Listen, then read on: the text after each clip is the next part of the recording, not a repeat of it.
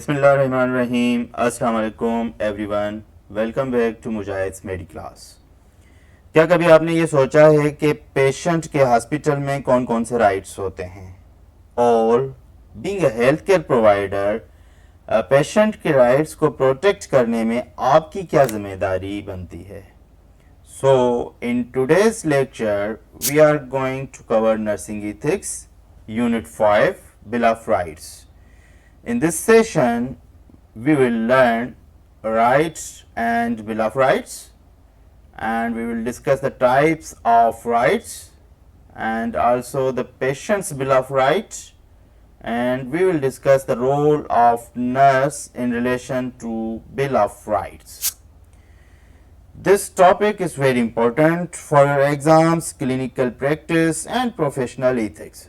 So stay focused and let's begin. सबसे पहले आ जाता है राइट. राइट होता क्या है, उसकी माना क्या है? So actually the right is that which one has a legal और सोशल क्लेम टू डू, या फिर अगर हम इसको ये कहें कि अ थिंग वन में मोरली और लीगली क्लेम, कि वो चीज़ जिसको हम मोरली या लीगली क्लेम कर सके तो उसको हम राइट कहते हैं. ठीक है. और पेशेंट्स बिल ऑफ राइट क्या है? वो एक जो है वो पेपर है, that's a document containing a declaration of rights of patient. तो patient's bill of right actually एक डॉक्यूमेंट होता है जो हमें पेशेंट्स के राइट्स के बारे में बताता है. और बिल ऑफ राइट एक्चुअली क्या है? बिल ऑफ राइट एक जनरल टर्म है जिसमें जनरल जो ह्यूमन राइट्स हैं, एक पर्सन के जो राइट्स होते हैं उसके बारे में एक जो है वो डिक्लेरेशन है. ठीक है. ये एक हिस्टोरिकल डॉक्यूमेंट्स हैं. जैसे यूएस बिल ऑफ राइट्स जो है ये 1791 में जो है वो अमेंडमेंट्स की गई थी यूएस के कॉन्स्टिट्यूशन में, that guaranteeing the freedoms of speech, religion and due process.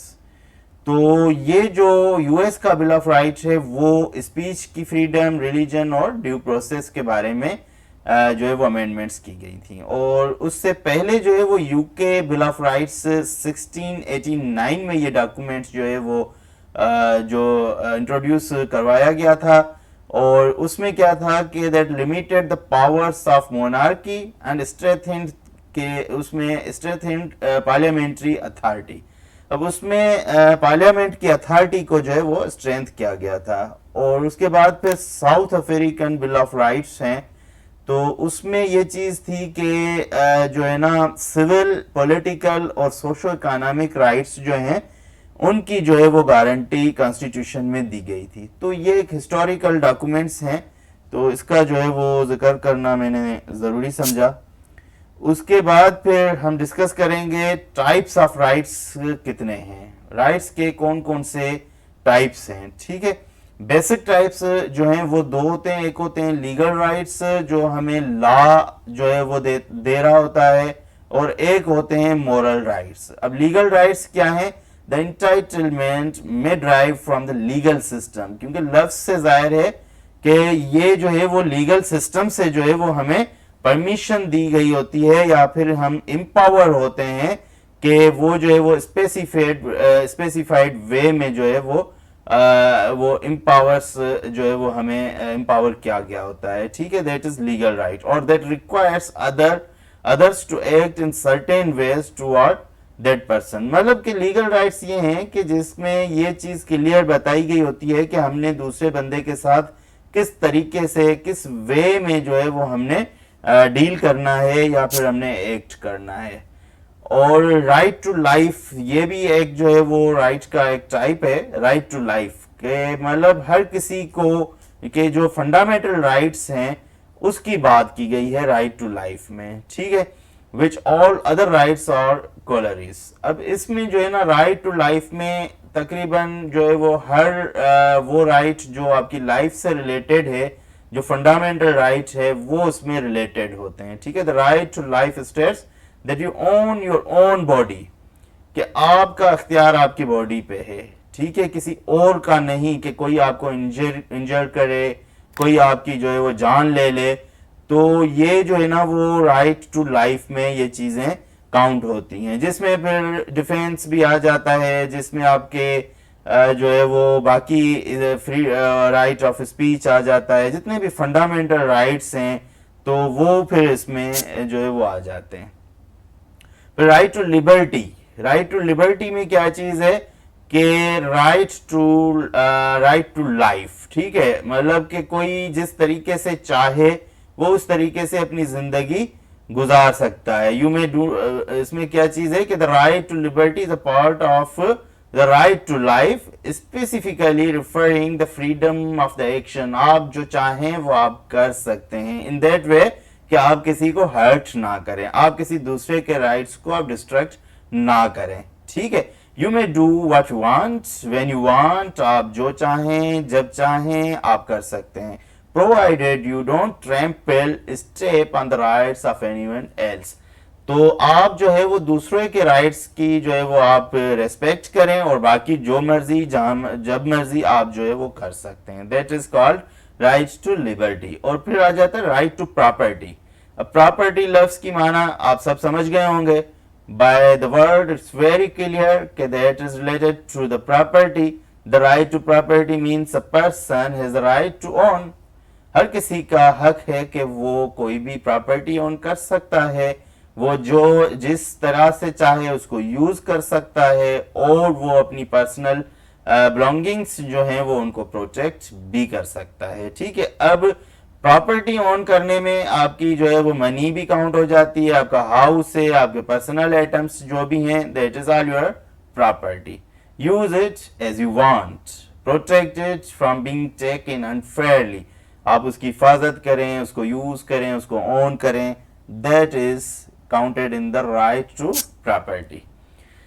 Then we need to discuss about right to happiness, ठीक है, the fundamental right, the right to happiness, the right to pursue the search of the happiness। हर किसी को right है कि वो अपनी खुशी तलाश करे, वो अपनी फ्रीडम ऑफ एक्शन तलाश करे, हर वो चीज जिसमें उसकी खुशी हो, तो ये उसका अपना राइट है। It means that an individual is free to do anything he pleases, और वो चीज जो उसको खुशी दे he can do as long as it doesn't conflict with the rights of others। अब फिर वही चीज आ जाती है कि आपको जो चीज खुशी दे रही है you can do that, लेकिन it should not conflict with the others right, मतलब कि आप किसी दूसरे के जो है वो किसी दूसरे इंडिविजुअल के राइट से कॉन्फ्लिक्ट ना करें, किसी दूसरे को आप हर्ट ना करें।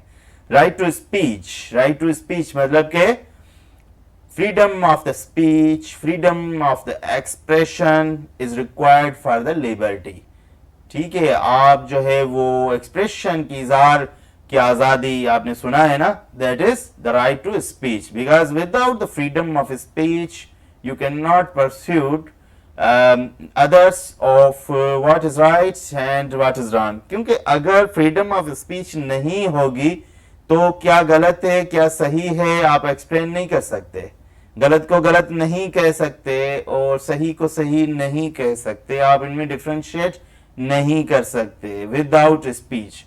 तो इसलिए आपको जो है वो फ्रीडम ऑफ स्पीच का राइट जो है वो दिया गया है।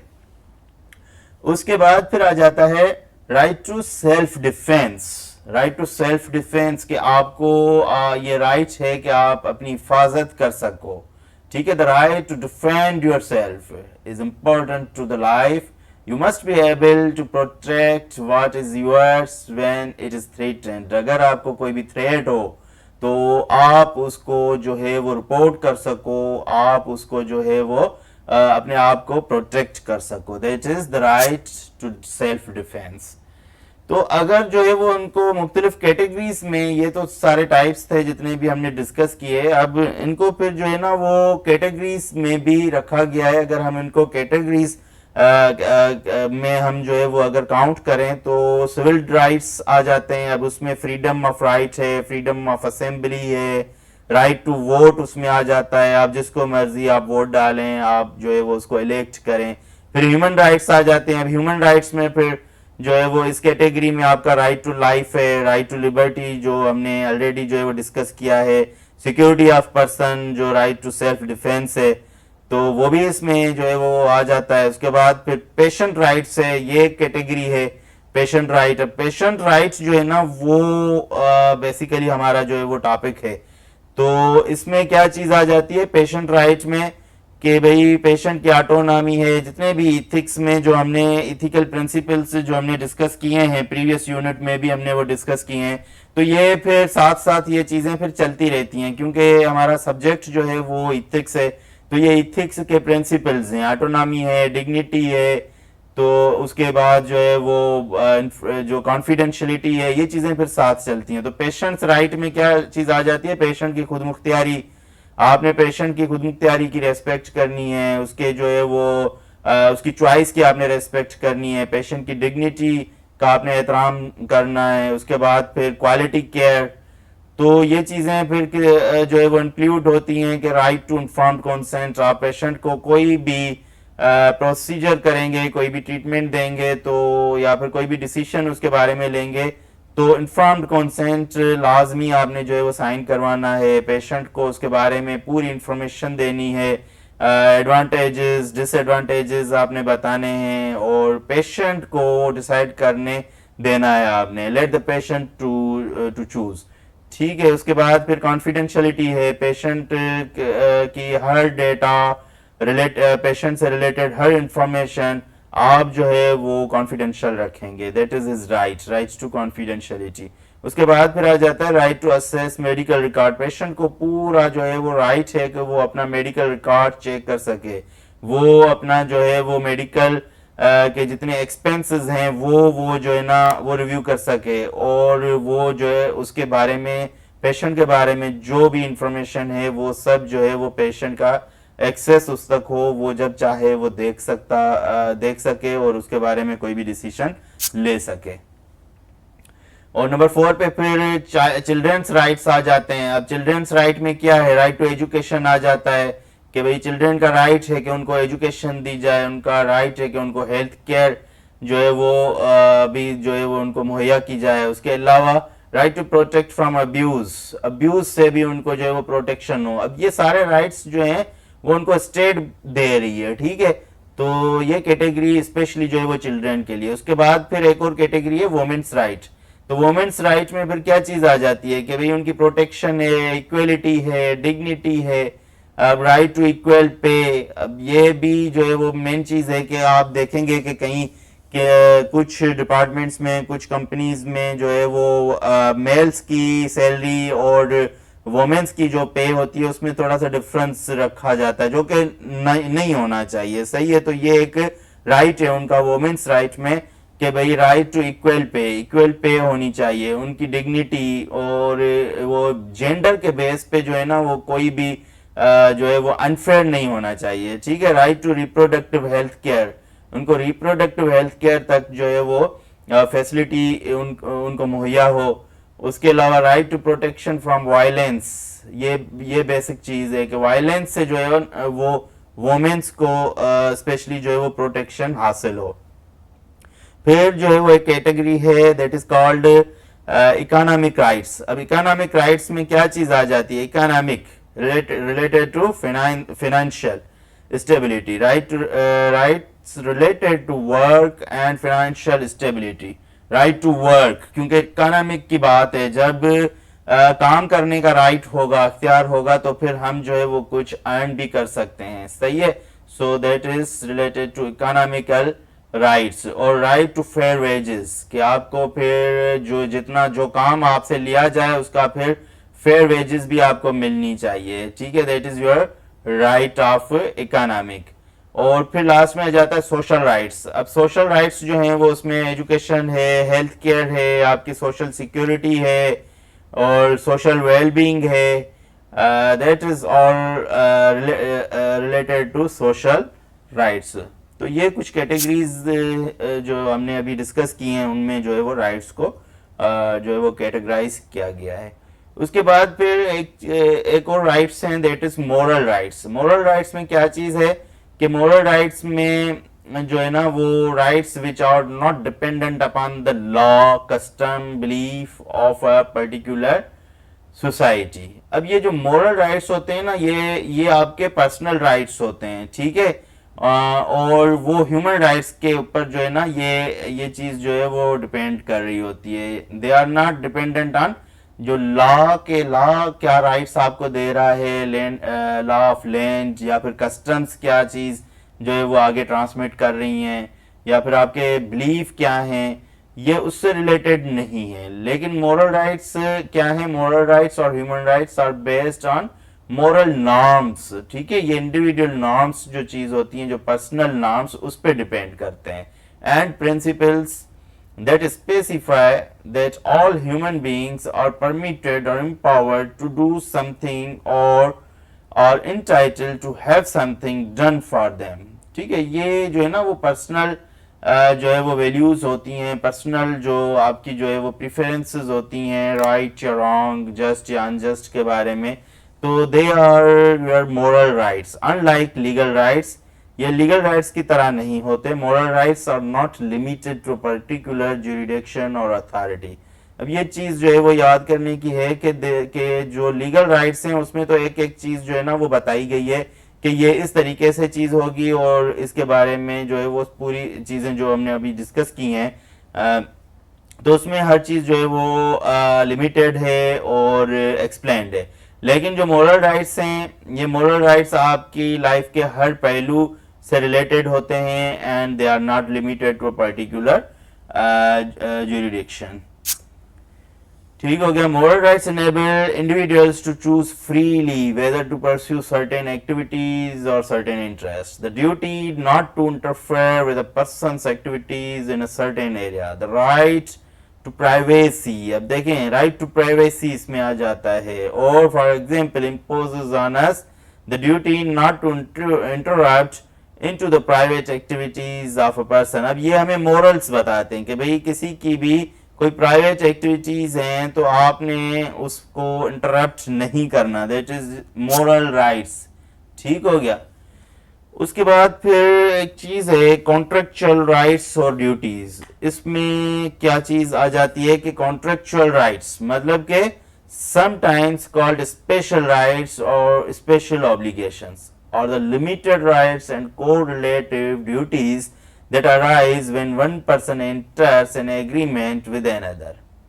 कि ये जो है ना वो कॉन्ट्रेक्चुअल राइट्स क्या है कि जब किसी भी चीज का कोई एग्रीमेंट हो, कोई कॉन्ट्रैक्ट हो बिटवीन टू पार्टीज, ठीक है, तो फिर जो है ना वो एग्रीमेंट को फुलफिल करना है। उस एग्रीमेंट, उस कॉन्ट्रैक्ट के हिसाब से जो भी चीजें आपने फॉलो करनी है, दैट और दोज आर राइट्स, ठीक है। For example, if I contract to do something for you, then you are entitled to my performance। तो अगर जो है वो किसी के दरमियान ये कॉन्ट्रैक्ट हो कि आपने किसी के लिए कुछ काम करना है, तो फिर आपने जो है ना उस कॉन्ट्रैक्ट को लाजमी फॉलो करना है, और जिसके साथ आपका कॉन्ट्रैक्ट होगा he will be entitled to your performance, कि वो आपसे फिर वो परफॉर्मेंस भी जो है वो वो परफॉर्मेंस भी वो लेगा, ठीक है। और and you are accountable for that. you acquire a contractual rights to whatever I promised, and I have a contractual duty to perform as promised।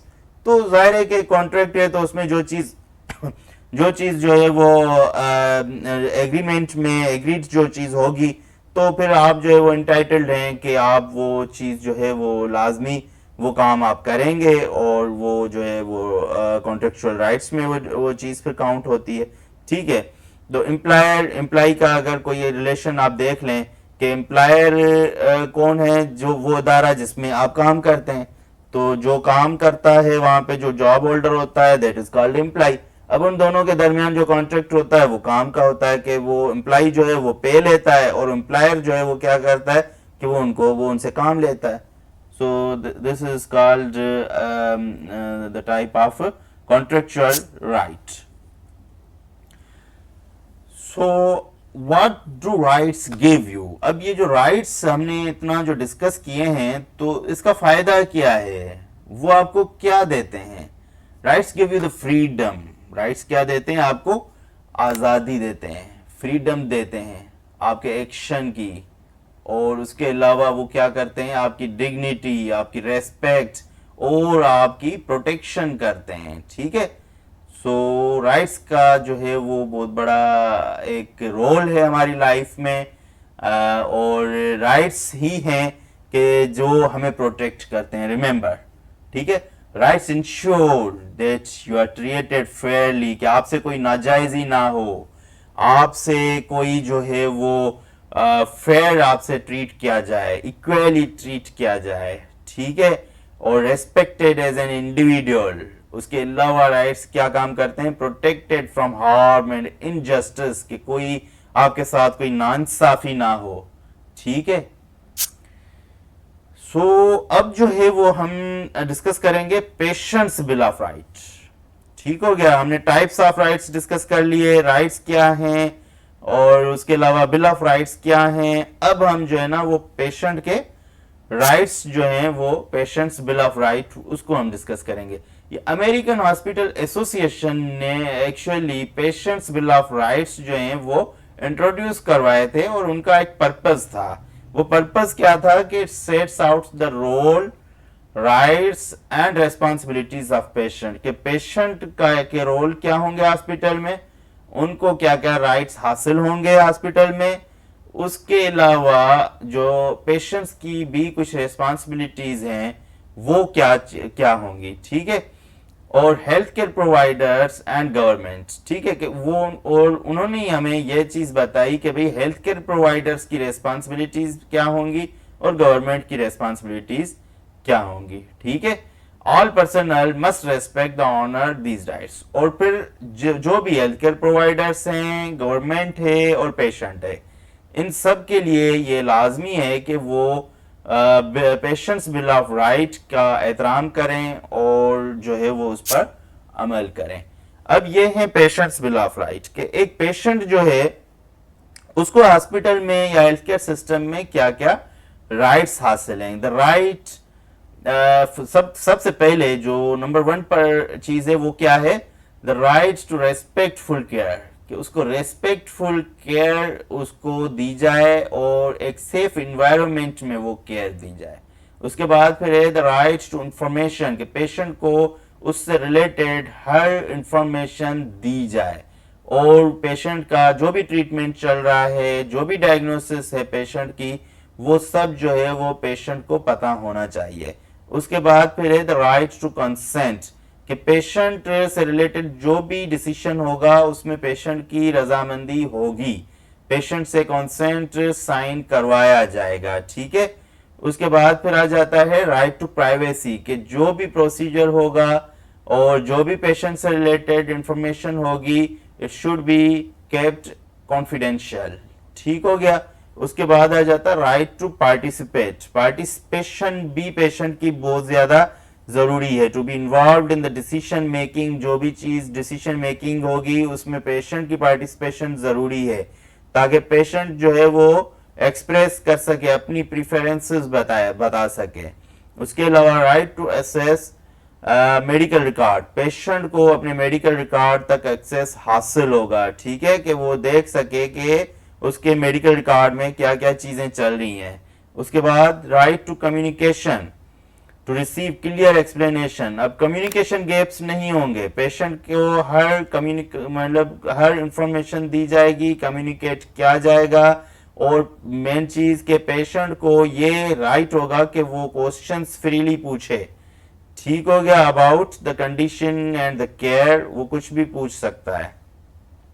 उसके अलावा एक और राइट है राइट टू पेन मैनेजमेंट, कि अगर पेशेंट को कोई भी पेन है तो उसको मैनेज किया जाएगा, अप्रोप्रिएट असेसमेंट की जाएगी। ठीक है, the right to refuse, patient को यह भी हक हासिल है कि वो रिफ्यूज कर सके, वो इनकार कर सके अपने अपने ट्रीटमेंट को, अगर वो डिक्लाइन करना चाहे सो ही इज ऑथोराइज्ड। ठीक है, और पेशेंट की परमिशन के बगैर कोई भी चीज नहीं हो सकती। The right to advocacy, to have the support person or advocate of of your choice involve in your care. अब अगर पेशेंट जो है वो पेशेंट को किसी की असिस्टेंस चाहिए, किसी थर्ड पर्सन उसको चाहिए कि वो फिर उसकी आकर हेल्प करे, उससे रिलेटेड कोई डिसीजन है, कोई भी चीज है, तो पेशेंट को ये राइट है कि वो राइट टू एडवोकेसी के वो किसी से भी कोई भी हेल्प जो है वो ले सकता है।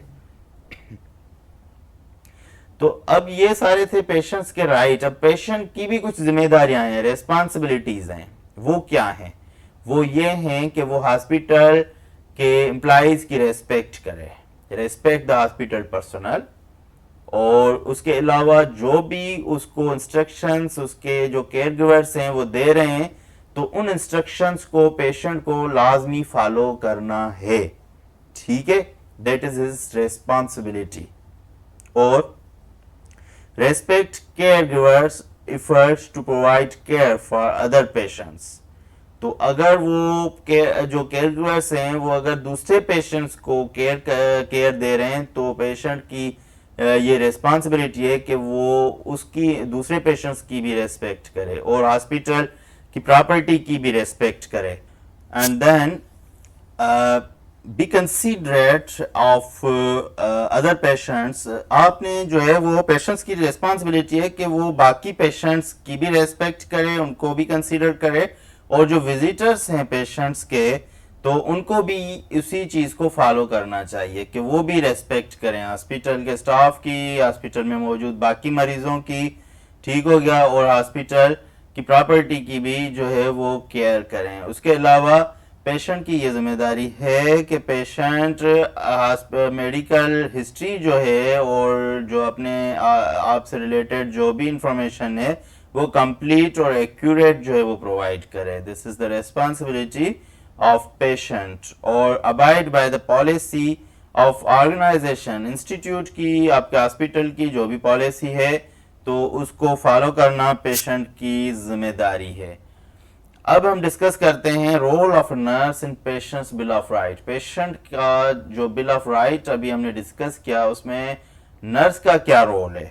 लेट्स डिस्कस अबाउट दैट कि nurse protect the clients human and legal right. अब आपको पता है कि नर्स के मुख्तलिफ रोल हैं। अब नर्स का एक ये भी रोल है कि वो एडवोकेसी में उसका बहुत बड़ा जो है वो रोल है। Nurse acts as a advocate. अब उसका यहाँ पर क्या रोल है कि वो पेशेंट के राइट्स और ह्यूमन राइट्स और जो लीगल राइट्स हैं उनको वो प्रोटेक्ट करे। ठीक है, तो पेशेंट को जो डिसीजन मेकिंग जो पेशेंट की होती है उसमें नर्स का काम है कि वो जितनी भी इंफॉर्मेशन जो है वो अवेलेबल इंफॉर्मेशन उसको प्रोवाइड करे ताकि पेशेंट डिसीजन मेकिंग अच्छे से कर सके।